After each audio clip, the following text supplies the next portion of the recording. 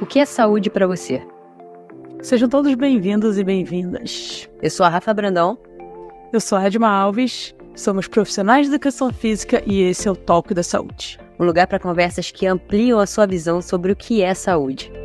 De profissionais para todos os interessados em melhorar a sua saúde e de quem você atende. Aproveite esse episódio que foi feito com todo o nosso carinho. Seja bem-vindo a mais um episódio do Talk da Saúde. Muito obrigado por você estar aqui com a gente. Recadinhos básicos antes da gente entrar no assunto principal. Por favor, Edma, mas Alves, faça as honras. Fala, pessoal, quem está chegando agora, sejam bem-vindos.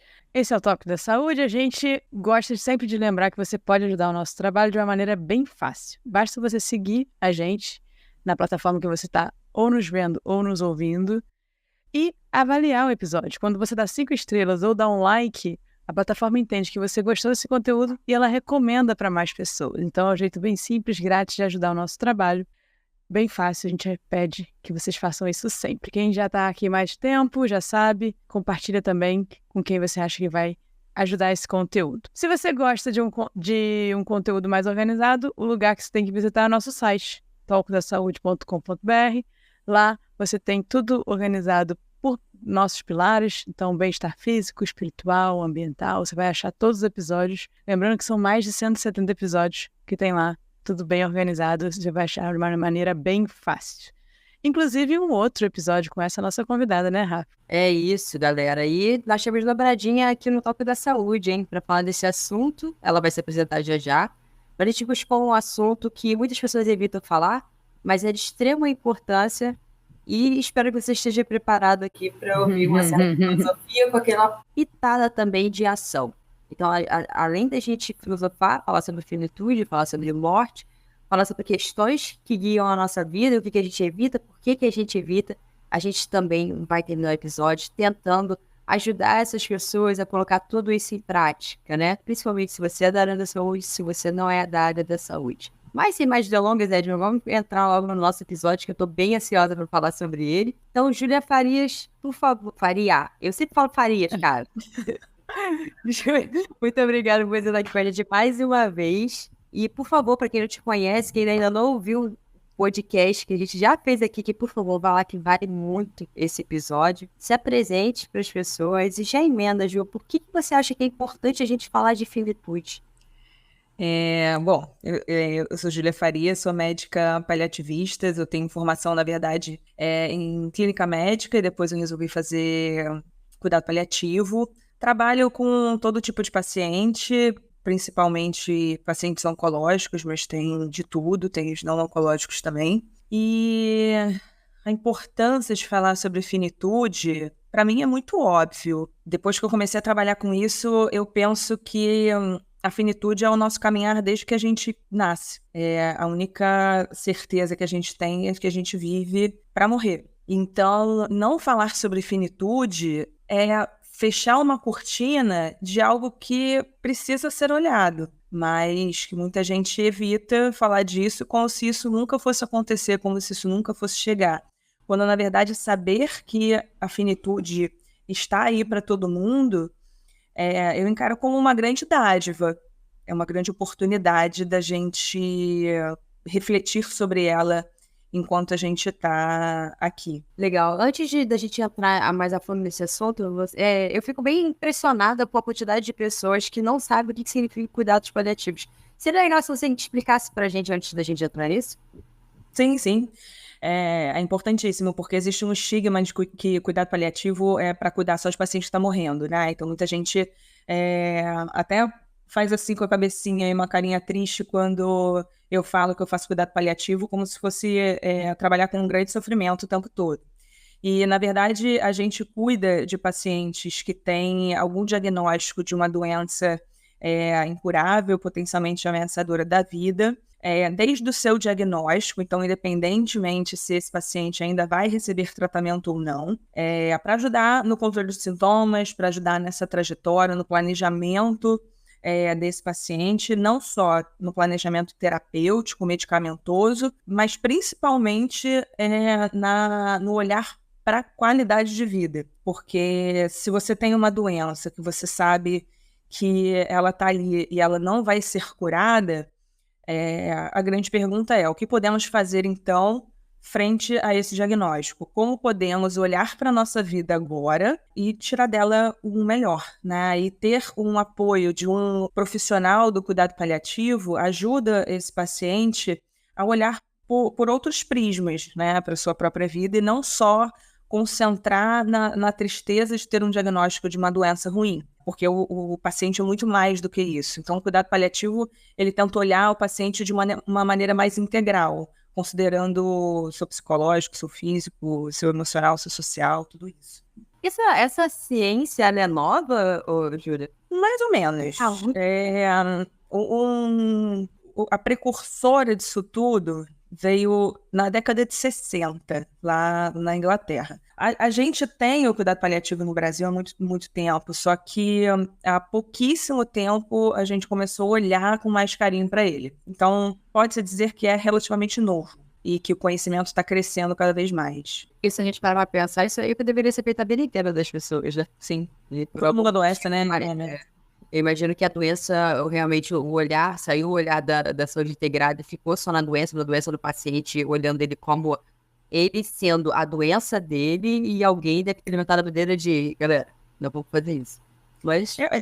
Eu acho que o que eu falo sempre é que assim, a tecnologia foi crescendo, a gente foi se deslumbrando com a tecnologia, a gente foi conseguindo deixar os pacientes vivos por mais tempo, até que chegou um momento que a gente olhou e falou, caramba, o que a gente está fazendo?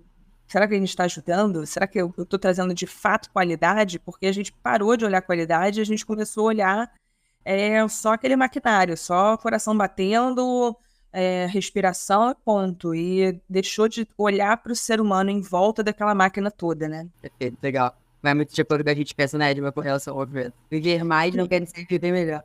Tem um vídeo que ficou bem famoso, né, da diferença do fim da vida do idoso. Ele estava comparando o Ocidente com o Oriente, mas não necessariamente a gente precisa fazer essa divisão, mas de uma pessoa que tem uma vida mais ativa e come mais comida de verdade, comparado a alguém que tem uma vida mais industrializada e mais sedentária. Na verdade, os dois, no vídeo, os dois morriam com 80 anos, mas os últimos 10 anos deles eram bem diferentes, né? Então, acho que é um pouco disso que a gente está falando. E a gente tem uma brincadeira, assim, quando tem aquele papo de bar, às vezes alguém pergunta assim, se soubesse que tu vai morrer amanhã, o que tu faria hoje? 3 coisas que tu faria hoje, né? Então, acho que um pouco a questão da finitude, todo mundo sabe que vai morrer, mas ninguém sabe quando, né? E quando você está com alguma doença, provavelmente você se sente mais perto desse momento. Então, você começa a colocar algumas prioridades, literalmente, assim, na sua vida, e algumas coisas passam a não importar e outras começam a importar mais. Queria perguntar para você, Júlia, a sua experiência como médica e como pessoa, o que você acha que muda quando a pessoa começa a pensar sobre essa finitude? Seja ela quando ela está com uma doença ou não. Por exemplo, eu já penso nisso há um tempo. E eu não tenho nenhuma doença terminal. O que você acha que muda, assim, da pessoa pensar sobre a finitude nas prioridades e objetivos da vida dela? Então, quando a gente fala de finitude, a gente está falando de uma coisa incerta, só que nesse prisma da finitude, assim, se eu me preocupo com ela, é porque eu estou mais perto dela, talvez, porque eu recebi um diagnóstico de uma doença. Não fica uma coisa muito assim e tal.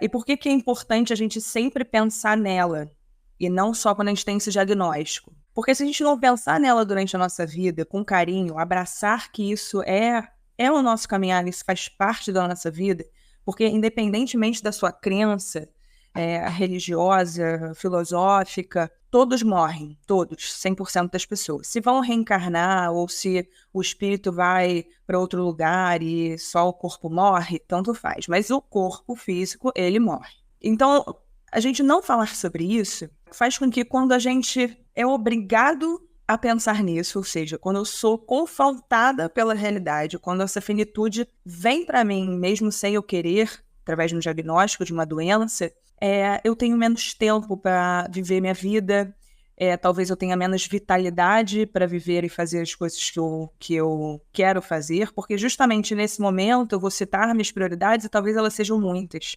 Talvez eu não consiga atingir todas, porque eu não olhei para isso antes. Se você não tem uma doença, você não tem essa questão ainda, né, te confrontando, você tem uma incerteza. E por que eu acho que é uma dádiva? Porque na incerteza, você pode morrer amanhã, você pode morrer daqui a 50 anos, a gente não sabe. Então, já que eu não sei, eu preciso considerar que isso pode ser a qualquer momento. Então, eu preciso olhar para a minha vida hoje, o que eu consigo controlar hoje, porque o amanhã eu não sei o que eu vou conseguir.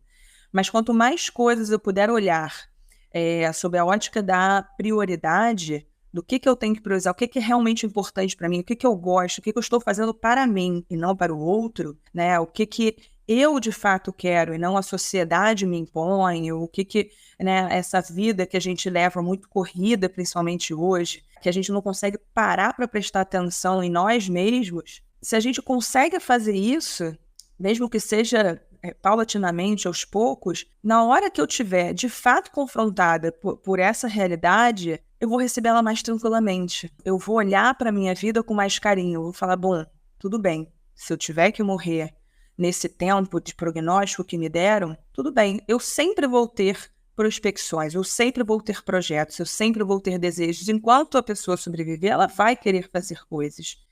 Só que provavelmente não vão ser as coisas mais importantes da vida dela, porque ela já fez, ela já olhou para aquilo ali atrás.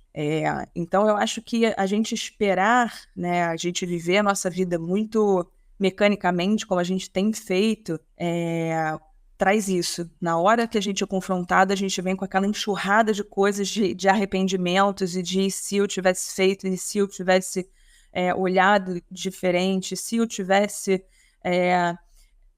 acatado aquela orientação que eu recebi, será que eu estaria melhor? Será, né? Então tem essa catarse nesse momento, né? E talvez eu acho que seja esse o grande divisor de águas entre os pacientes que são confrontados e recebem de uma maneira mais leve daqueles que trazem muitas questões para serem trabalhadas. Você, na hora que você começou a introduzir essa sua resposta, você falou sobre a relação de crenças, principalmente religiosas. Queria entrar um pouquinho nisso, se você puder falar alguma coisa sobre isso.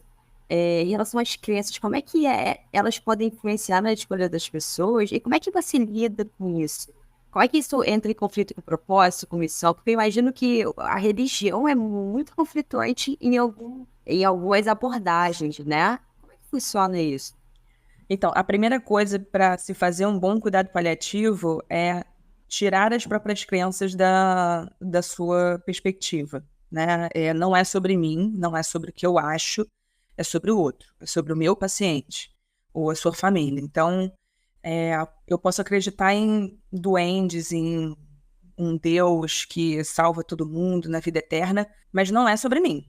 Então, é importante que eu conheça minimamente as crenças de religiões que existem por aí. É lógico que eu não vou ser a grande sábia de todas as religiões, mas é saber ouvir. Então, a gente leva muito em consideração, principalmente nessa primeira abordagem ou numa reunião que a gente faça com o paciente, quem ele é e em que ele acredita, e quais são as expectativas dele, quais são os alicerces dele, né? Alguns não têm nem religião, são agnósticos, são ateus. A grande maioria tem alguma espiritualidade, alguma crença, e entenda que religião e espiritualidade são coisas diferentes, e são igualmente importantes. Então, isso me ajuda a guiar meu paciente, né? A ajudá-lo a tomar decisões e me ajuda como médica a tomar minhas próprias decisões, né? Então, o grande exemplo disso, por exemplo, é Testemunho de Jeová. Mas tem, por exemplo, eu ontem atendi uma paciente budista. E aí eu fiquei fascinada, porque eu nunca tinha atendido um paciente budista nesses anos todos, é raro, né, aqui no Brasil. E ela é praticante há muito tempo, eu falei, cara, me conta, por favor, um pouco do que o budismo fala sobre o adoecimento, me conta um pouco sobre o que o budismo fala sobre a morte, né?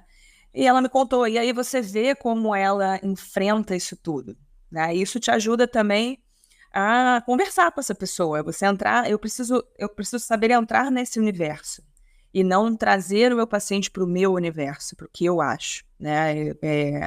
Eu acho que as crenças, a religiosidade, elas fazem parte de nós, como o nosso coração, nossos rins. Eu preciso saber como eles funcionam, olhar o paciente como um todo. Isso faz muita diferença nessa caminhada. Legal. Você falou sobre a espiritualidade e a religião. Qual é a diferença nela e o que elas têm em comum? Eu acho que ambas trazem as suas crenças e as suas percepções sobre o mundo. A religião, ela é algo de interpretação, talvez, né? Assim, cada uma interpreta o seu Deus de uma maneira. Tanto que o budismo, ele é uma doutrina, ele não é considerado uma religião, porque ele não é teísta. Ele é uma doutrina, ele não tem um Deus. O budista fala que o Deus vive em todos nós, então é como se vive. Por isso que eles falam muito de como se viver e como se pensar. Então acaba existindo um Deus aí por trás e como você se relaciona, e aí cada uma vai dizer muito sobre o sentido da vida e o que acontece na morte, para onde a gente vai e tudo mais. A espiritualidade, eu acho que vem muito do que te preenche, do que faz sentido para você. E aí você pode ter um ateu muito espiritualizado. Ele não precisa acreditar necessariamente em Deus, numa força divina, para dizer que ele estar em contato com a natureza e estar em contato com o mar traz para ele um bem-estar. Isso faz parte da espiritualidade dele. É o que basicamente alimenta o espírito dele, né? Então é onde ele vê propósito, onde ele vê significado, seja ele qual for. Eu acho essa parte a mais complicada da gente, como profissional, agir. Vou falar, obviamente, eu não estou nem perto desses momentos de finitude, mas eu vou te dar alguns exemplos. Aí queria perguntar para vocês duas, assim. Como vocês acham que, por exemplo, a pessoa que acredita no determinismo, ou seja, ela vem com um propósito, com a missão pronta e ela vem com destino. Pessoas que acreditam em destino e em propósitos e missões dadas por alguém superior a ela. É muito diferente a maneira que ela vai encarar algumas coisas da vida, diferente de uma pessoa que é livre, libertária, que acredita no individualismo, no poder dela, no livre-arbítrio dela acima de tudo, e que ela escolhe e as consequências são as escolhas dela, e que não tem nada pré-determinado para ela, e sim as escolhas dela. Eu acho que, de alguma maneira, o nível de responsabilidade ali nas suas escolhas, elas são um pouco diferentes, assim, é o que eu vejo nas minhas conversas com as minhas alunas, assim. E isso faz muita diferença em algumas escolhas da vida dela, escolhas de saúde, inclusive. Eu já escutei o maior absurdo que eu já escutei na minha vida foi do meu pai, que ele falou que Deus deu diabetes para ele, assim, na minha opinião, né? Nas minhas crenças foi o maior absurdo que eu já vi na minha vida. E foi a frase que ele falou. Se ele me deu, ele vai saber, ele vai dar o caminho para o que eu tenho que fazer, tipo. Deu. Não era ele que tinha que parar de comer açúcar e macarrão, não. Enfim, então isso fez muita diferença nas escolhas de saúde dele. Eu queria ver como vocês percebem isso, assim, se as crenças, por exemplo, uma outra crença, se ela vai ter vida infinita, não sei se é vida infinita que fala, ou vida pós-morte, talvez isso deixe ela menos responsável, talvez, nas escolhas de saúde dela, não sei.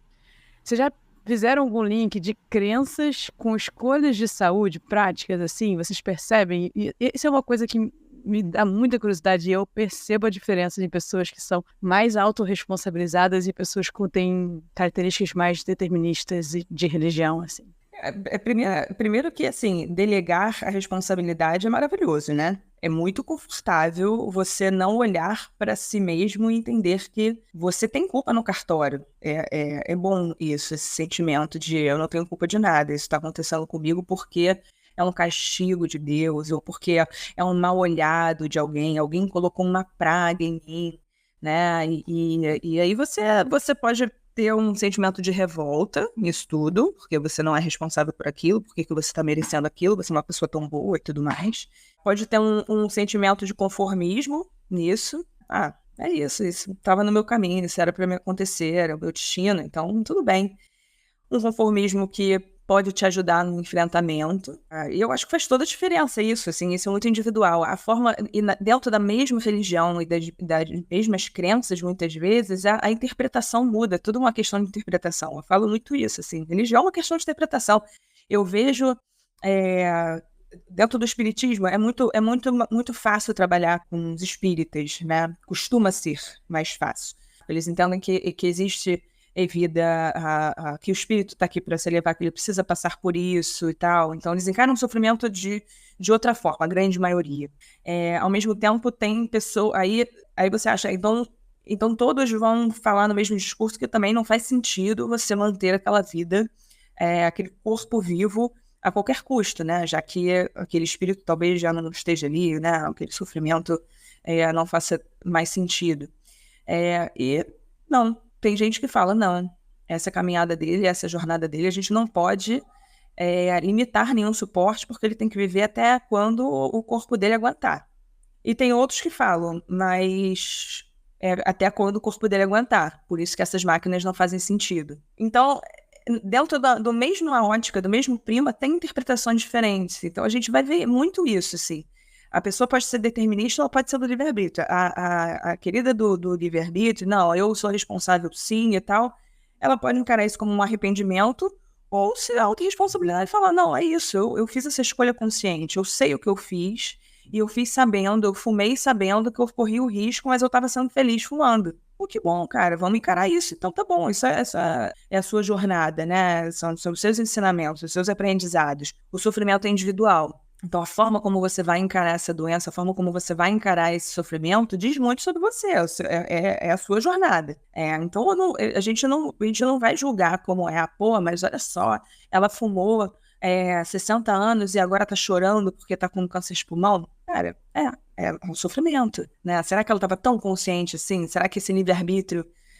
São tantas camadas, o ser humano é tão complexo que esse tipo de olhar não pode existir, né? E cada um vai estar aqui para passar por alguma coisa. Todo mundo vai passar por alguma coisa, seja rápido ou seja mais devagar. Até porque a gente está longe de saber quais são as atitudes corretas, né, para a saúde. Então, não, de maneira nenhuma, é um link no sentido, assim, de estar fazendo errado. Imagina, porque a gente está longe de saber o que é fazer o certo. A gente tem algumas suspeitas que algumas coisas podem ser melhores que outras, né? A gente tem bastante episódio sobre isso. Por exemplo, ser ativo é muito melhor do que ser sedentário. Mas a gente vai falar um pouco mais sobre isso mais frente. De maneira nenhuma é uma maneira de julgar, assim, os comportamentos.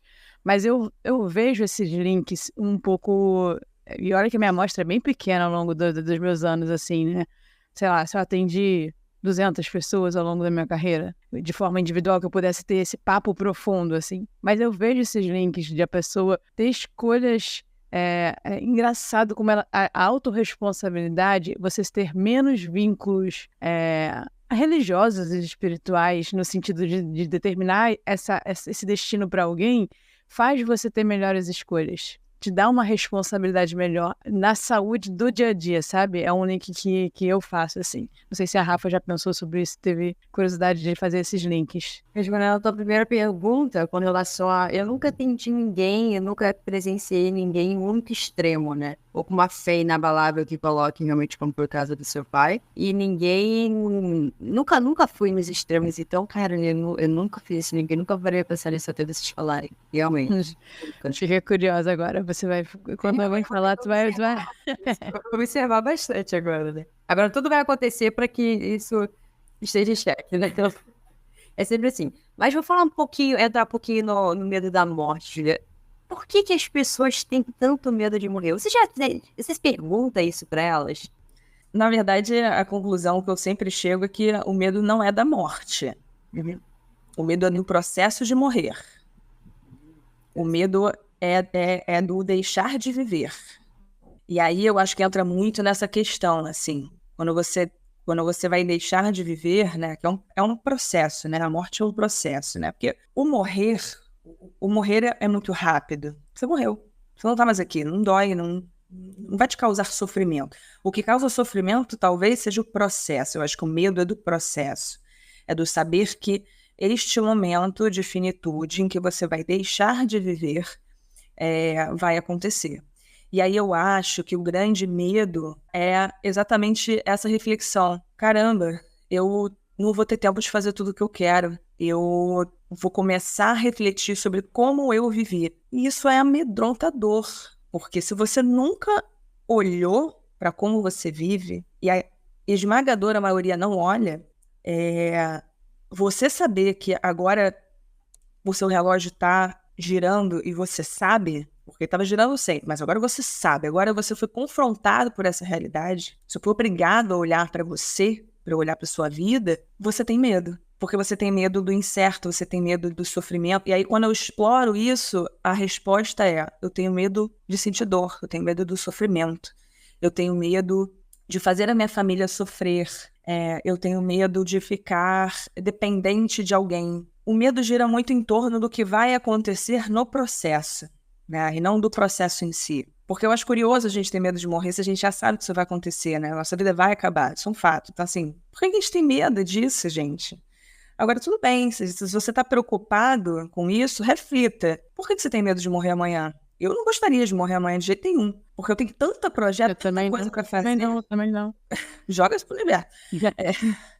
Porque eu tenho tanta coisa para fazer, mas ao mesmo tempo eu uso isso a meu favor. Eu falo, caramba, eu vou parar de adiar as coisas, eu vou começar a olhar para o que é realmente importante. Mas eu tenho mais essa visão porque eu resolvi aprender com os arrependimentos dos outros, né? Com o que os meus pacientes me trazem de temor e de angústia. E eu comecei a olhar para mim, eu falei, caramba, tem toda a razão, eu preciso dar uma mudada aqui na minha visão, na minha forma de viver. Sofrer para evacuar é algo que pode afetar significativamente a sua qualidade de vida. Mas não se preocupe, estamos aqui para apresentar uma solução simples e eficaz. O Cocócoras. Trata-se de um banco de madeira maciça, especialmente desenvolvido para apoiar os pés na hora da evacuação, promovendo a posição correta para que você possa fazer o cocô de maneira mais confortável e eficiente. Com os pés apoiados no Cocócoras, você simula a posição de cócoras, a mais saudável para a sua evacuação. Além de ser feito com material de qualidade, o Cocócoras tem um corte que permite que ele se encaixe perfeitamente no vaso sanitário, sem ocupar espaço desnecessário no seu banheiro. Isso significa que você pode cuidar da sua saúde intestinal sem precisar abrir mão do conforto e da praticidade. Adquirir o Cocócoras é fácil. Basta você acessar a página do Instagram, @Cocócoras, e fazer o seu pedido. E se você é ouvinte do Toque da Saúde, nós temos uma ótima notícia. Ao mencionar o cupom Toque da Saúde tudo junto, você receberá um desconto exclusivo de 8% na sua compra. Não deixe que a dificuldade de evacuar afete a sua qualidade de vida. Adquira agora mesmo seu Cocócoras e desfrute de uma evacuação mais confortável e saudável. E qual é o maior arrependimento que você ouve? Tem um quesito? Sei lá, não trabalharia tanto, eu ficaria mais... Não trabalharia, não teria trabalhado tanto. E demonstração de afeto. É mesmo. Demonstração de afeto, assim. Deveria ter demonstrado mais afeto àqueles que eu amo, né? Enfim, resolvido pendências, né? E aí eu penso muito nisso, assim. Eu giro muito a minha vida e minhas decisões nesse sentido, assim. Se eu fizer isso ou não fizer isso, eu vou me arrepender se algo acontecer comigo ou com essa pessoa?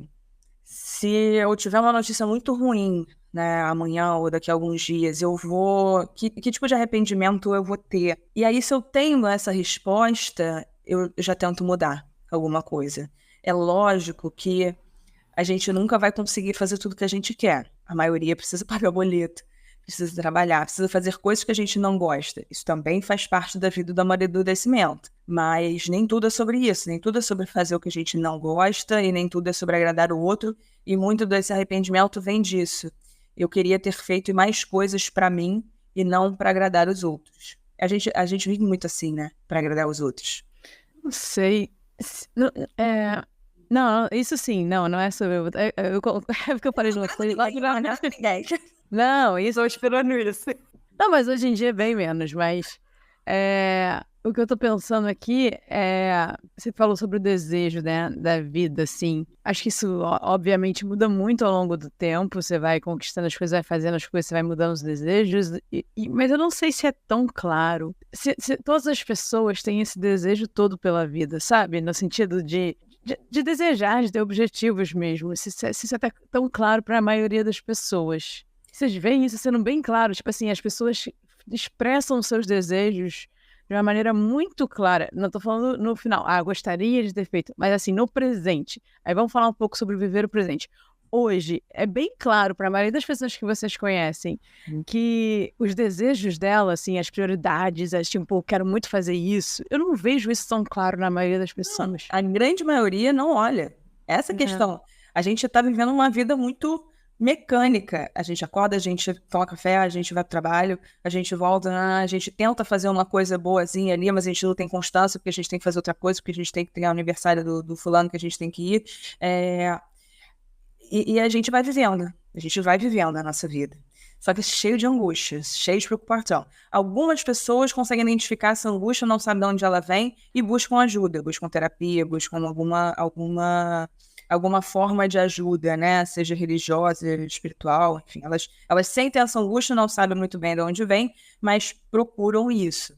E aí você começa a olhar, fala, que angústia é essa que eu tô sentindo? Que mau humor é esse que eu tô sentindo? Que irritabilidade, por que isso tá me irritando tanto? Por que eu não tô querendo levantar da cama? E aí E tem gente que convive, tem gente que busca os escapes, que normalmente vem em forma de excessos, né? Vem em forma de agressões e de preenchimento de vazios esses que você precisa olhar e precisa saber de onde vem, porque senão o seu corpo vai te mostrar eventualmente o que está acontecendo aí, né? O que você não está olhando. Cara, você sabe que tudo que você fala me remete muito ao nosso pilar, né? Com relação ao movimento, com relação à melhoria de qualidade de vida. Que a pessoa não sai da cama e o fato de como é importante ela cuidar dela praticando exercício físico ou atividade física, né?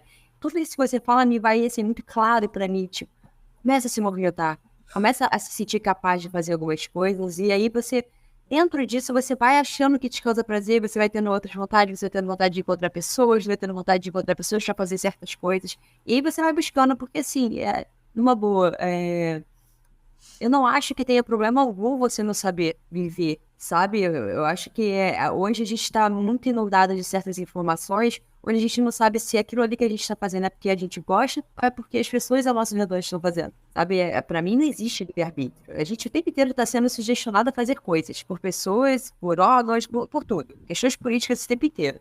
Mas eu acho que o primeiro passo, eu acho que a gente pode entrar nisso, é cuidar da saúde, dando para o seu corpo aquilo que ele precisa, que é movimento.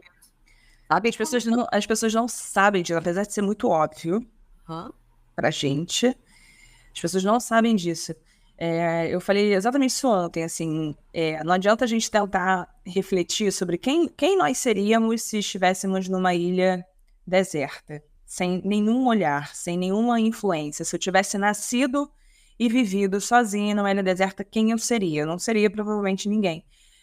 Eu sou moldado pelo ambiente em que eu vivo, né? E isso também diz sobre os meus hábitos, né? Por isso que aquela máxima de que você é a média das 5 pessoas que você mais convive, ela é muito, muito, muito pertinente. E isso mesmo que você tenha bons hábitos, se você se você ficar num ambiente ou conviver somente com pessoas com maus hábitos, talvez você seja influenciado de certa forma. E é curioso que um dos grandes medos, quando eu pergunto assim, tá, mas do que você tem medo? Qual é o seu grande medo nisso tudo? Né? Eu sempre pergunto para o paciente, o que mais te aflige, o que mais te preocupa, qual é a sua grande preocupação? A maioria das respostas é ficar dependente, ficar numa cama, depender de terceiros, dar trabalho. Aí eu falo, tá, tem como a gente adiar um pouquinho isso, se a gente se movimentar. Porque se a gente sabe que conforme a gente vai envelhecendo, todos nós vamos a gente tende a perder músculo. O músculo já é difícil pra caramba da gente construir. A gente perde esse negócio, né, com uma facilidade danada. Poupança de músculo é vitalidade. Poupança de músculo melhora os prognósticos. Isso é muito, muito, muito claro. E parece que você está falando e você descobriu a pólvora. E assim, cara, seu corpo foi feito para se mexer. Vamos lá. E muitas vezes isso se torna difícil, né? Quando você não é construído dentro desse hábito, né? De se movimentar. E essa é a Eu grande dificuldade. E é isso que eu vou te perguntar agora. Como é que você introduz, existe aí no seu dia a dia, existem profissionais, por exemplo, de responsáveis por isso, que entram junto com você? Como é que você conversa com essa pessoa? Porque a gente tem hoje uma dificuldade muito grande que é realmente mostrar para as pessoas, apesar de elas já saberem que faz bem, fazer com que elas saiam daquele momento de eu sei que faz bem e vá procurar uma atividade física, um exercício físico.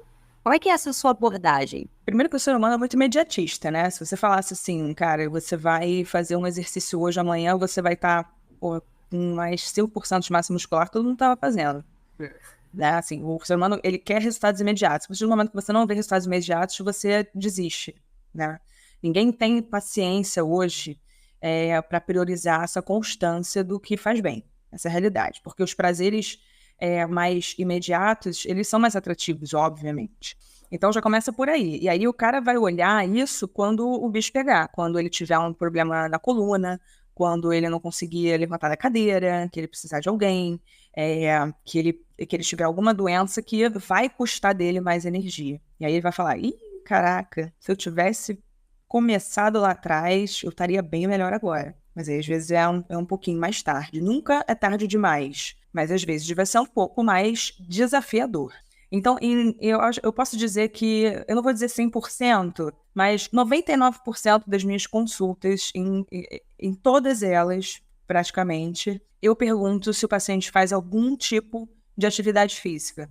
E eu tomo cuidado de não perguntar, falar, exercício físico, ou falar atividade, qualquer coisa. Se você se movimenta, o que você faz? Porque quando eu pergunto, faz exercício físico? Você, não, não gosto de academia. Eu também não. Aí eu falo, eu também não. Detesto musculação. Sempre detestei. Mas eu gosto de me movimentar. Eu sempre gostei de fazer atividade física. E aí eu vou buscando coisas. Então, em todas as consultas, porque eu tenho esse olhar, eu falo isso. Falo, olha, se movimentar ajuda. Ajuda. Praticante, né? Exatamente. E aí eu não posso militar numa coisa que eu não faço. Eu não posso falar sobre uma coisa e dizer, olha, você tem que comer bem, se eu não como bem. Se eu não faço exercício, não, você tem que fazer, porque é o cardiologista que fuma, entendeu? É o pneumologista que fuma. Não dá, você tem que ser coerente no que você se propõe a fazer. Então, se eu estou falando de qualidade de vida, eu tenho que olhar para a minha qualidade de vida primeiro. Depois eu falar pro cara o que é legal de fazer, né? E tentar ajudar ele nesse guia, né? Só que a grande questão é essa, eu não posso fazer isso pelos outros. Eu não posso fazer pelo outro. E aí, eu sempre bato na tecla, tá? Você trouxe na última consulta essa preocupação. Você trouxe na última consulta que você está com sobrepeso, você está acima do peso, isso te dói ainda mais e te dificulta ainda mais a sua locomoção, que já está difícil pela doença. E aí eu falo que você está muito cansada e a gente está nesse ciclo vicioso aqui. Se eu não quebrar isso aqui, eu não consigo te tirar. Só que eu posso ter todo o remédio do mundo. Tem coisas que eu não consigo tratar com medicação. Não adianta. É a mesma coisa do sedentário. Tá sem energia completamente. Aí o cara tá sem energia, ele fala, como é que eu vou levantar do sofá se eu tô tão sem energia para ir para um exercício físico? Aí quando ele vai, ele chega cansado. Aí ele fala, caralho, eu tô exausto e não nasci para isso, não consigo fazer isso, não é para mim. Muitas vezes vocês já não escutaram isso, né? E aí você ganha uma doença nisso, aí você se coloca no lugar de eu não consigo, porque agora eu tenho a doença. O que antes você não fazia na sua vida inteira, e sem doença, agora você não faz porque você tem uma doença, você culpa ela. Aí eu falo, não culpa ela não. Você pode fazer. Nem tudo você vai poder fazer, mas você pode fazer muita coisa. Caminhada, quem é que não pode fazer uma caminhada? Né? Assim, a não ser que você tenha de fato um problema de locomoção, vamos adaptar, mas tem muita coisa para fazer. Aí eu falo, procure um profissional, um bom profissional que vai te olhar da maneira como tem que ser olhado. E não um profissional desses que vai falar para você entrar numa academia, para você entrar na musculação, sendo que talvez não seja para você, talvez você não seja feliz naquilo. Então, assim, não adianta também, né? Então, eu sempre tento guiar dessa forma, trazer opções. Eu começo a falar, olha, tem isso, tem hidroginástica, você tem funcional na praia, você pode caminhar na areia, você pode, sei lá, ficar sentado e levantado do sofá. Você pode fazer tanta coisa, né? Caramba, tem tanta opção que não justifica. não justifica você não fazer absolutamente nada. Nossa. Acho que entra de novo naquele papo que eu tava tendo. Se a pessoa não tem o desejo de fazer algo, literalmente, eu acho que o desejo de fazer algo, o que a gente mais escuta, a Rafa já escutou isso milhões de vezes, quero brincar com meus netos. Isso a gente escuta direto. Quero conseguir brincar com meus netos. A partir do momento que tem o desejo, fica muito mais fácil de você mostrar o caminho para o desejo. Eu acho que o grande lance é quando não tem o desejo mesmo. Assim, o que você quer fazer? Não tem. Não quero fazer nada. E aí, só para tentar explicar por que exercício físico é tão necessário hoje, é porque a nossa vida ela é muito pouco desafiadora no sentido motor. No sentido emocional, gente, ela tá muito desafiadora. No sentido cognitivo e emocional, ela tá demais, assim. No social, né? Financeiro. Mas no sentido motor, ela é muito pouco desafiadora. Isso a gente tá falando de Qual pessoas de sentido? qualquer... Porque, não sei. Se você olhar para alguma pessoa que tem por exemplo, que tem uma obesidade mórbida, é bem desafiadora. Mas ela consegue viver com pouco movimento. As tecnologias facilitam. Não vai viver bem, gente. Mas aí, se ela não tem o desejo de viver bem, é isso que eu tô te falando. Quando você tem o desejo, você consegue fazer esse caminho chegar. Mas ela precisa ter o desejo, ela precisa ter um desejo. Nem que... Pode falar, Júlia. Desculpa, Edma, porque a gente começa a falar sobre isso e vem 1 milhão de coisas na cabeça. Mas eu acho que é no detalhe. Assim, eu acho que é desafiadora porque o que a gente vê, e aí o que eu aprendi com esses pacientes, principalmente, não foi que, eu quero conseguir dar uma estrela, fazer uma bananeira. Não preciso de nada disso. Eu preciso conseguir levantar do vaso sozinho. Eu preciso conseguir transicionar da minha cama para uma cadeira. Isso é difícil pra caramba. Eu preciso de força ali proximal.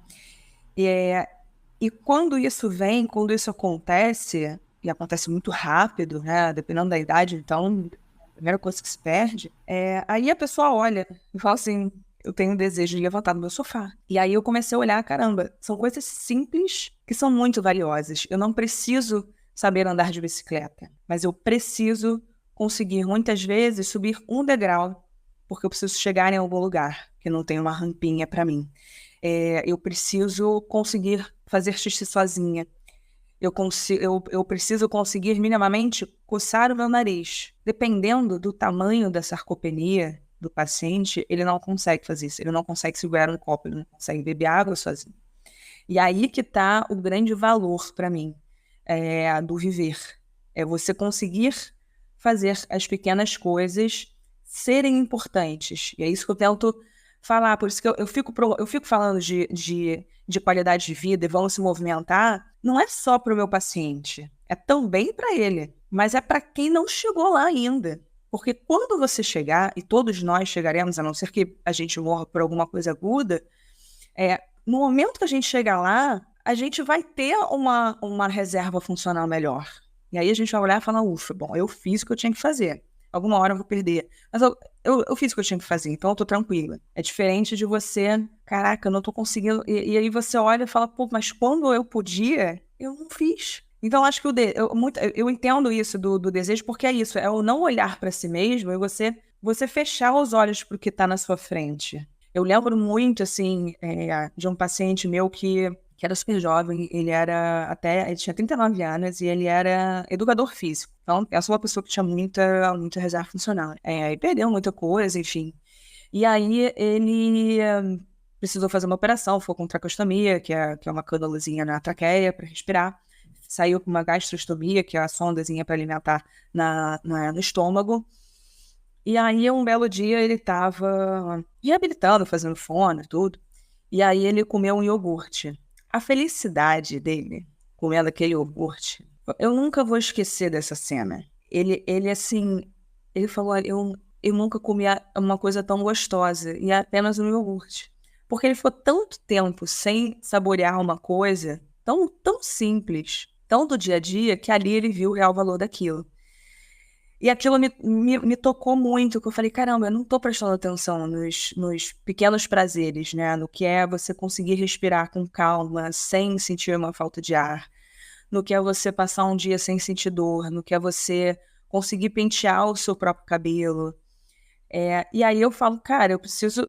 Se eu agora eu posso fazer isso, por que que eu não posso melhorar ainda mais isso? Por que que eu não posso ganhar e estocar uma reserva para quando eu precisar usar, de fato, eu usar ela de uma forma mais inteligente, né? A gente precisa educar muito a nossa sociedade, né, Júlia? Porque, assim, familiares, profissionais de saúde, não só educadores físicos, a gente lida muito com o movimento e a gente sabe o que isso pode mudar a vida de uma pessoa. Mas os outros profissionais da área de saúde não necessariamente sabem. E a gente precisa de uma educação universal nisso, porque eu acho que as pessoas deixam de fazer muitas coisas, tá? Eu digo isso também pela experiência que eu vejo com alguns alunos de diversas idades, principalmente os mais idosos. A gente deixa de fazer coisas com medo de decepção, seja dele ou dos seus familiares, né? Dos familiares. Então, eu acho que falta muito, e uma pergunta que eu tenho colocado, assim, esmagadoramente, ou se perguntando, ou tentando observar isso, é ver quanto é que essa pessoa se sente capaz de fazer algo. Porque, às vezes, ela não tem esse desejo, porque simplesmente ou ela evita para ela não se decepcionar, e porque ela realmente não se sente capaz daquilo. Eu tenho uma aluna que ela tem 69 anos, e ela é sedentária a vida inteira, e ela começou a treinar comigo, e um belo dia ela chegou, acho que tinha um mês dela treinando, ela faz 2 vezes na semana. E ela falou, todo mundo na minha casa ficou de bobeira comigo. Aí eu, por quê? Aí ela, porque eu tava com meu neto no colo, e eu fui levantar da cadeira, todo mundo se assustou, tipo, não faça isso, porque ela é obesa. Não faça isso. E ela levantou. Cara, quando ela falou aquilo, óbvio, fiquei feliz demais, mas ó, na minha cabeça foi direto pros familiares, tipo assim, caralho, como é que eles estavam podando ela? Eles achavam que ela não seria capaz. E você entra naquilo que você disse do ambiente. Se ela tá nesse ambiente onde ninguém acha que ela é capaz, que ela precisa de ajuda pra fazer tudo, ela vai ficar nessa. Então, acho que o primeiro passo, como profissional de saúde, principalmente, cara, certifica-se aquela pessoa não tá fazendo algo porque ela se sente ou não se sente capaz. E aí eu acho que entra muito o que você disse, né? De que não é pra ela correr uma maratona. É só pra ela levantar sem precisar de ajuda, sabe? É só pra ela sentar sem precisar de ajuda. Então acho que a gente perde muita oportunidade porque a gente sempre tá acostumado a olhar casos muito, vitórias muito grandes, né? Muito gigantes e inalcançáveis para algumas pessoas. A gente coloca as pessoas nesses lugares. E também por a gente parar de olhar o prazer dela e olhar só para o livro. No sentido de que, quer construir músculo? Então você tem que dar uma sala de musculação. E a gente sabe bem que não é assim. E a gente sabe que a musculação é muito importante também, porque como a Edma disse, a gente não tem desafio na nossa vida que faça com que a gente potencialize e melhore a nossa força como deveria. Né? Tudo é muito fácil pra gente. Mas eu acho que se a gente começar a olhar para essas duas coisas, ver se ela se sente capaz e olhar o prazer dela, de tipo, o que você gosta de fazer, tá? Gosta de fazer, faz aquilo ali. Procura o seu grupo, que isso naturalmente acaba te levando para outros lugares e meio que massificando o que você quer. Não sei se vocês concordam com a experiência de vocês. Eu concordo, mas eu acho que é muito difícil sem a dor, sabe, também. O que aprende com a dor do outro, o que é preventivo, é muito difícil. Vai ser sempre minoria, Sim. sempre minoria não, mas eu acho que ainda é muito minoria. Ué, como assim? Como assim que não precisa... Às vezes as pessoas precisam da dor, sentir mesmo. Não só o exemplo do outro. Às vezes ou sente por ela ou porque algum familiar muito próximo passou, né? Assim, viu alguma situação muito próxima de... Acho que aí vem o aprendizado e talvez, né? Eu precisei de 2 coisas. Primeiro, da dor, assim, eu tive bem perto de burnout, já falei isso aqui. E depois, estudando, conheci uma maneira de ver o movimento de outra forma. Se não tivesse sido essas 2 coisas, provavelmente eu estaria ainda em ciclos de efeito sanfona com a atividade física, assim, né? Como eu tive até os meus 30 e poucos anos. Então, o conhecimento me salvou e ter passado pela dor me salvou. Então, o aprendizado vem quando o melhor do cenário é o preventivo, aquele que não passou por nada ainda e já começa a entender o negócio, né? Cara, eu preciso achar alguma coisa que eu gosto, eu preciso me movimentar, eu sei que minha vida tem motoramente um pouco de desafios, eu preciso fazer... Cara, esse é o excelente, mas esse é minoria ainda. A gente não pode negar. Vem cá, se eu pudesse falar uma coisa aqui, Edma, a pessoa que tá ouvindo aqui, que não pratica atividade física, ou não tem constância, ou começou, parou... Se você tivesse que dar um conselho para ela fazer como ação, o que você falaria para ela? Uma pessoa que quer Depende começar a de ela atividade física? É isso? Ou começar ou voltar, ela quer se movimentar. A gente falou do ponto de vista médico, e a Júlia, ela fala para as pessoas que é importante, a gente sabe que já falou todas as importâncias disso, que isso pode ocasionar na vida dela, né? Ela em estado de doença ou não. Mas um conselho, o que você falaria? Achar o mínimo produto viável, que é o mínimo que você consegue fazer. O mínimo, o mínimo. O que você consegue garantir que você consegue fazer? Botar uma meta, então. Uma meta mínima, é o mínimo produto viável. Eu consigo fazer um lance de escada por dia. Tá. Então é achar o mínimo produto viável que ela consiga aplicar, usando um termo de outra área aí. É isso, é a mínima tarefa motora que ela não faz ainda, que ela consegue se comprometer a adicionar na vida dela. Mas e ser constante? O que Que ela consiga fazer todos os dias. E aí ela pode escolher um diferente por dia. Mas tem que ser uma coisa que ela ainda não faz e que ela tem que adicionar na vida dela. Sem tempo. Sem tempo, sem nada. Pode ser uma coisa do que ela quiser. Pode ser diferente todo dia, não precisa ser igual. Legal. Só Vou até anotar. Vou falar isso agora. E você, o que você acha, Ju? O que eu costumo falar, bom, eu aprendi já muito com vocês, né? Então, assim, tô bem enviesada, né? Porque o que eu costumo falar é basicamente, cara, testa, sai fazendo aula experimental de tudo que você pensar que você pode gostar. Procure algo que de fato te dê prazer. E talvez muitas vezes, dependendo do perfil da pessoa, são aulas coletivas, né? O social, ele tem um peso muito importante no prazer daquela atividade, né? Então, você vê que muitas vezes a pessoa vai para aquilo, às vezes está sem energia, tá meio sem saco, mas vai porque vai encontrar a amiguinha, vai encontrar o fulano de tal, e vai bater papo e tudo. Então, eu sempre falo, bom, testa, se você nunca fez nada, você não tem como saber o que você gosta e o que você não gosta. Você nunca testou, não tem como você saber. E outra coisa, Júlia, além da atividade, o local. Às vezes você tentou beach tênis num lugar que você não gostou do lugar, não foi do beach tênis. Exatamente. Saber identificar o que fez que aquilo não se encaixasse para você, né? Então, eu sempre fui a louca da aula experimental. Adoro. Eu já fiz aula experimental, não pode rir, mas eu já fiz aula experimental de futebol americano na praia. Boa! Meu Deus, eu teria medo, mas bom. Pô, eu falei, cara, que maneiro, vai que eu gosto, não sei, não voltei. Mas eu saí fazendo coisa, entendeu?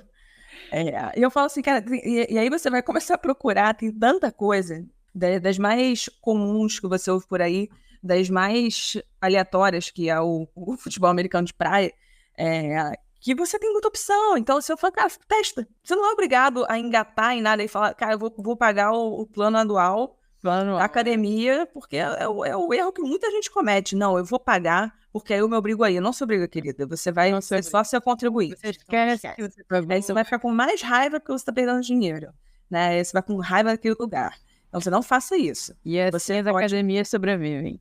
Exatamente. Você pode ver até se você gosta daquela academia. Eu, por exemplo, como eu sempre fiz, eu sei o que me incomoda nos ambientes. Então, eu não falo isso por mim agora. Eu precisei sair de uma atividade que eu gostava muito, que é o CrossFit, que é uma atividade coletiva, eu gosto daquilo ali, para voltar para a musculação, que eu nunca gostei muito, né? Então, o que eu pensei? Bom, o que me incomoda muito na academia? Ela ser cheia, ser um ambiente meio confuso, eu ter que ficar dividindo aparelho, ou, enfim, usar muito aparelho. Então, eu, Júlia, preciso de espaço. Eu preciso de academias grandes. E eu procurei isso, mesmo que seja um pouquinho mais longe da minha casa, mesmo que seja um pouquinho contraproducente ali em termos de transporte. Eu tenho uma academia do lado da minha casa, mas que não adiantava, eu não ia, não importa. Eu só iria às 5 da manhã, às 5 da manhã eu também não quero acordar para isso. Então eu identifiquei isso, e isso vale para qualquer coisa. Isso no CrossFit é a mesma coisa. Eu gosto de ambientes amplos, eu preciso de um teto, um pé direito alto. Vai saber por quê? Não sei, eu me sinto melhor assim. Eu me sinto mais confortável nesses ambientes. Eu posso amar, né? Exatamente, porque eu sou muito do ar livre. Então, assim, se aquilo tá me sufocando, eu não gosto, eu não vou fazer. Tanto que o próprio CrossFit, por exemplo, eu fazia num grande galpão que fechou, mudei para outro grande galpão. Não é o mais perto da minha casa. O mais perto da minha casa é uma loja. Eu me desloco. Eu não vou para um lugar que eu posso amar a atividade. O ambiente, para mim, faz toda a diferença. Então, eu acho que é ter esse olhar. Você só vai saber se você testar, né? O que você gostou daquela determinada atividade, o que você não gostou. Bota na balança e vai testando, até você achar alguma coisa que te dê minimamente um prazer, né? Quero saber a sua agora, Rafa. Sobrou pouco pra tu, hein? Não, a minha, já, você nem falaram, graças a Deus. Você acabaram comigo. Mas eu acho que. Olha ao seu redor. Olha as pessoas que são suas amigas. Olha as pessoas que te influenciam e que não te influenciam. E muda. Você sabe que uma vez eu escutei da minha psicóloga. Que foi? Que foi? Não entendi. Pô, é um conselho foda, né? Forte, né? E aí, Categórica, agora deixa eu te falar uma coisa. Eu escutei uma vez da minha psicóloga, em determinado momento, eu não vou lembrar qual é o contexto, mas que eu sou uma pessoa bem caseira, tá? Eu tinha muita dificuldade de sair com pessoas que não estavam mesmo na mesma vibe que eu, ou não tinham o estilo de vida que eu tinha, ou que os assuntos não me agradavam. E daí ela falou uma coisa pra mim que isso mudou minha vida. Ela falou, Rafa, nós temos amigos para determinados tipos de ocasiões. O amigo para você viajar é diferente do amigo para você sentar no bar e jogar a conversa fora. É diferente do amigo que você tem papos profundos e conta da sua vida. E não necessariamente um é amigo e o outro não é amigo. Eles são, só que por ocasiões diferentes. Talvez você não esteja vendo o ambiente e o contexto que está sendo inserido e você quer que aquela pessoa seja perfeita para todas as ocasiões. E aí sobram poucas, porque os títulos da parede são poucos. E também não você não descredibiliza a sua amizade se você entender que hoje a Rafaela, com 35, prestes a fazer 35 anos, é a Rafaela que precisa de amigos que sejam compatíveis com a fase dela. E também não é escroto, não é ruim você não ter mais aquele contato exagerado com aquele amigo seu da adolescência. É legal, assim, você preservar a amizade, só que, Rafa, para colocar na sua vida, nós somos feitos de época. Então, se naquele momento não faz sentido, aquele seu amigo, ele vai entender isso. Porque pra ele também já não faz sentido vocês estão forçando coisas que não tem que ser forçado. Cara, isso mudou a minha vida. Porque realmente eu tirei um peso de cima de mim e eu andei. Porque às vezes a gente fica muito preso a, porra, mas fulano é tão legal, sabe? Ele vai ficar chateado se eu for com o ciclano pra outro lugar. Cara, não é. Você tá cuidando da sua saúde. Pra mim, a minha saúde é o meu bem mais precioso. Então, se eu tô inserida onde as pessoas só querem ficar dentro de casa bebendo, sentada, vendo Netflix, cara, me desculpa, mas eu vou mudar, porque a minha saúde é mais importante. E ok, conversa, todo mundo é adulto, a pessoa vai entender, mas eu acho que você tem que ser, sim, um pouco egoísta nesse momento. Foi menos pesado do que vocês imaginam. Não, é exatamente como eu penso e como eu sempre pensei, na verdade. Eu, graças a Deus, eu sempre tive esse pensamento, desde muito nova, de que as minhas amizades são categorizadas em prateleiras. Eu sempre brinco nesse sentido. Tem as pessoas que estão nas prateleiras mais altas, as pessoas que estão nas prateleiras do meio e descendo, e isso eu vou mudando ao longo da minha vida. Tem momentos que a prateleira de cima tá com você e chega um momento da minha vida que eu mudei, que eu tô em outro momento da minha vida, eu vou te colocar em outro lugar. Isso não necessariamente você deixou de ter uma importância na minha vida, mas eu sei qual é o seu lugar na minha prateleira. Então, eu sei o que esperar dessa pessoa, e isso também faz muito bem, você não projetar nessas pessoas, esperar delas coisas que elas não vão conseguir te oferecer.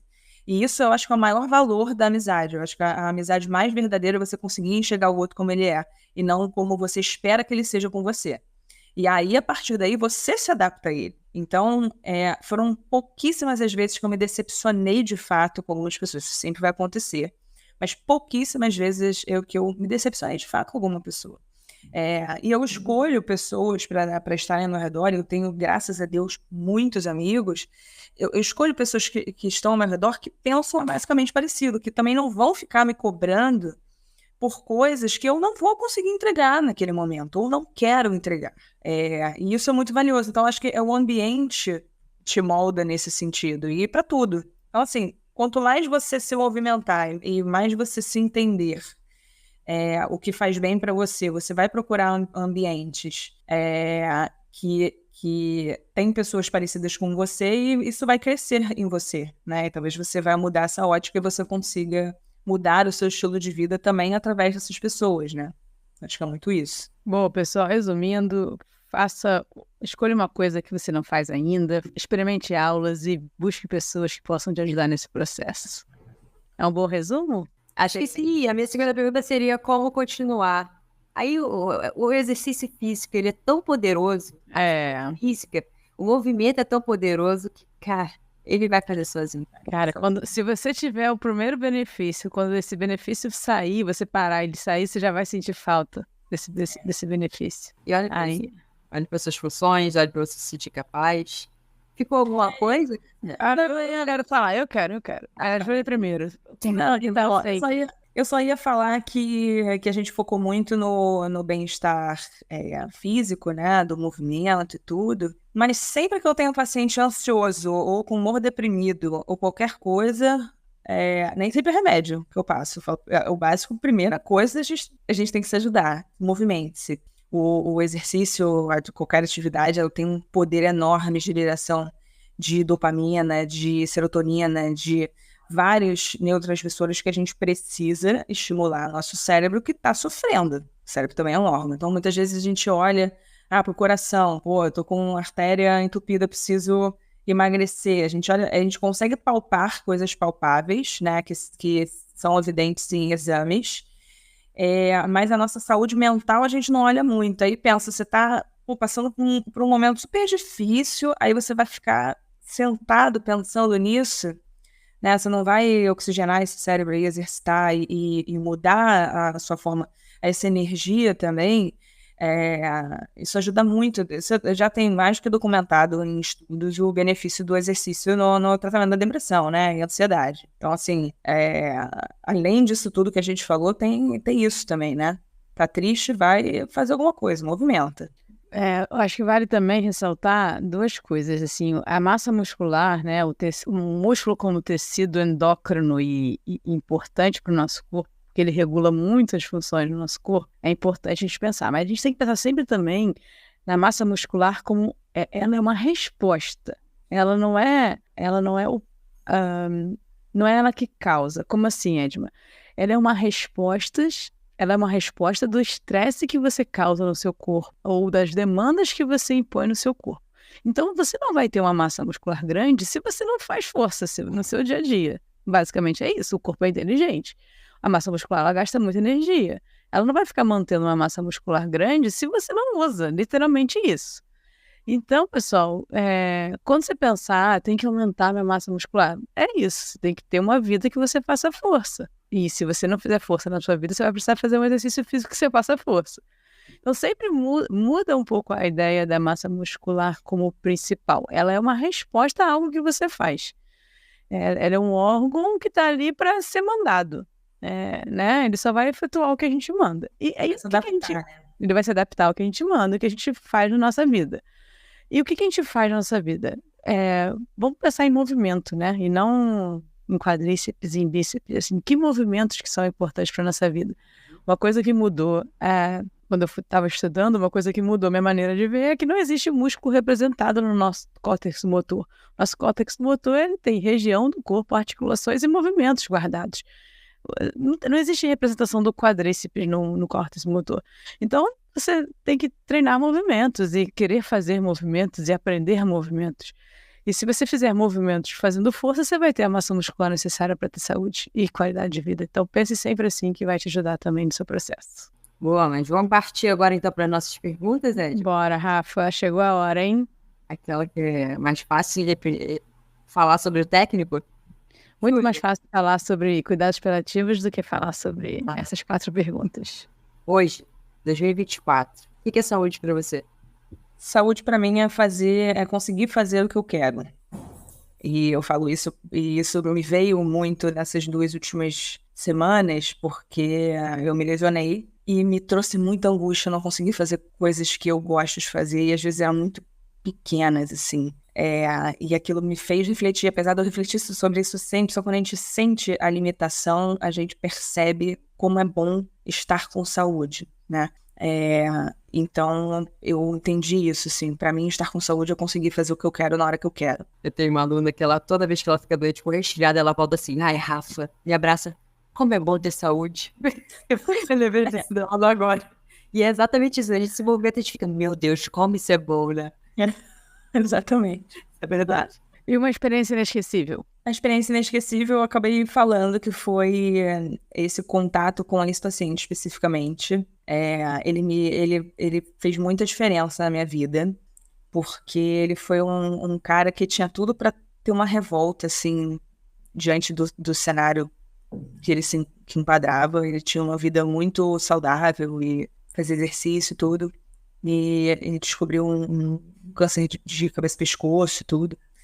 E ele, nesse caminhar, né, eu tive que dar notícia ruim pra ele, assim, foi bem difícil. Mas ele teve um outro olhar, sabe? Assim, de zero revolta, mas de, bom, então deixa eu aproveitar o que eu tenho aqui e deixa eu palpar cada mini prazer que eu tiver e vou tentar ajudar os outros que estão passando por isso também a ter esse olhar. Então, foi uma pessoa que, basicamente, eu chorava nas conversas que a gente tinha, tava eu chorando, tipo, obrigada, meu Deus, por esses ensinamentos, e não ele, assim. Então, o papel quase se inverteu ali, dele me ensinando muito sobre a vida, né, e sobre a importância da gente dar valor para tudo que a gente tem. Essa, para mim, é com certeza a experiência inesquecível que eu tenho. Agora imagina que você vai ganhar uma viagem de um mês, tudo pago pelo tópico da saúde, só que você tem que escolher uma pessoa que você não conhece e admira para viver essa experiência e para onde você iria. Quem seria e para onde você iria? Essa pergunta, ela martelou na minha cabeça todos os dias na última semana. E eu vou ser bem sincera, a conclusão que eu cheguei foi que ninguém que eu não conheça, eu vou levar para lugar nenhum para passar um mês comigo, porque vai que é insuportável. Por mais que você admire a pessoa, você não conhece essa pessoa. E eu, assim, tô falando de qualidade de vida, da minha saúde mental e tal. Eu vou pegar uma pessoa que eu admiro. Tanto faz que eu admire. Se eu não conheço essa pessoa, eu tô projetando, eu tô projetando nela alguma coisa. Pode ser que ela não seja nada daquilo, né? Então eu falei, cara, eu não vou levar ninguém, eu vou levar alguém que eu conheça. Quebra essa regra, entendeu? No máximo, alguém que eu não conhecesse, eu levaria ele por um final de semana, porque assim, é o máximo que a gente consegue aguentar. Mas eu não levaria ninguém que eu não conhecesse pra lugar nenhum, não. Eu escolheria alguém que... Cara, eu acho que vai ter que ter um VAR nessa resposta. Não sei se vai válido. A gente vai me reunir aqui. As pessoas, Edma, tu não aprendeu em 170 episódios, né? Tipo, eles... Deve fazer terapia, Edma, não. Eu aceito. Ninguém. Eu posso te dizer o tipo de pessoa que eu levaria pra... Já me ajuda a aceitar a resposta. Já me ajuda a aceitar a resposta. O tipo de pessoa que vai fazer com que eu me sinta bem, que vai me agregar conhecimentos que eu não tenho e que eu gostaria de ter sobre diversas esferas, né? Vai me trazer um outro olhar sobre a vida, que vai saber ter conversas profundas e conversas muito superficiais e fúteis, porque eu acho que a vida é equilíbrio, então você ficar falando só sobre coisas profundas é muito cansativo, é bom você falar besteira, é bom você contar piada, é bom você rir.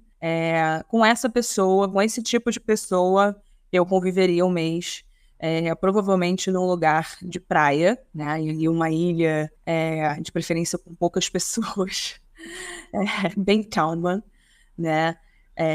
Aí sim eu conseguiria ter uma sobrevivência aí por um mês. Assim, por curiosidade, assim, que assunto te interessa, que você gostaria de aprender mais profundamente, assim, hoje? Um assunto que... Não, eu não. Quero saber que... Vou propor na minha mente aqui alguém que ela levaria. Religião. Religião, boa. Percepção de vida, percepção de propósito, como olhar para a sua vida e conseguir interpretar o que você precisa saber sobre você e sobre o mundo para que você consiga fazer as melhores escolhas.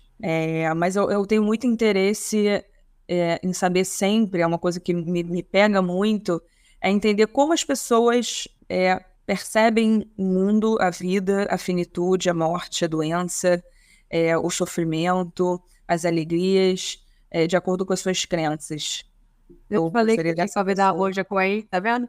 Só que Pode entrar, Moja Coen. eu acho. Pode abrir a porta aí que a Moja Coen tá aí. Ela falou, mas eu falei, cara, mas se for ficar só falando disso, eu também não quero. A Moja Coen. Não, mas ela é maior resenha, Ela cara. manda, Me falaram. Ela é meu... é meme. Ela é resenha, me falaram. Já. Instagram. Ela é resenha. Então, se for resenha, tá bom. Tá?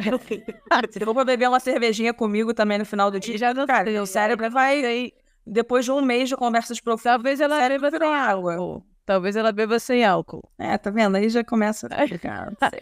Júlia, um hábito saudável que você mais se orgulha de ter. O surf, com certeza. Que é o que eu mais me orgulho. Por quê? Por que, Essa pergunta não tem não, por mas que por o quê? surf é um hábito saudável? Porque o surf ele vem com uma história pra mim, assim. Eu vou tentar ser breve, porque senão a gente vai ficar aqui até amanhã, mas...